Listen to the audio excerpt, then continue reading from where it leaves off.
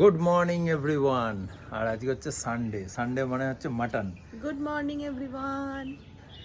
আর তোমাদের থেকে কালকে প্রচুর ভালো ভালো মানে কমেন্টস পেয়েছি, খুব ভালো লেগেছে, সব স্ক্রিনশট নিয়ে রাখা আছে।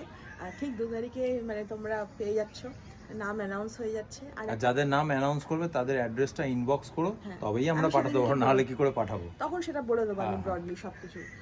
আর একটা কথা হচ্ছে, আজকে হচ্ছে সেই মধুমিতাদির ওয়ার্কশপ, যেখানে তোমরা অলরেডি যারা নাম এনরোল করে রেখেছিলে তারা আসছো, তাদের সঙ্গে দেখা হচ্ছে। আর যারা এবারে পার্টিসিপেট করতে পারলে না, দুঃখও করো না, রাগও করো না, আবার একটা এরকম রাখা হবে ওয়ার্কশপ, তখন তোমরা অবশ্যই ওখানে অংশগ্রহণ করো।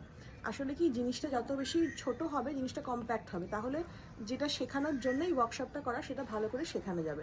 প্রচুর মানুষ যদি এসে যায় তাহলে সেই জিনিসটা তো ভালো করে শেখানো যাবে। তাও মধুমিতাদি বলেছিল 20 থেকে 25 জন, সেখানে উনি 30 জন না 33 জন করেছে না।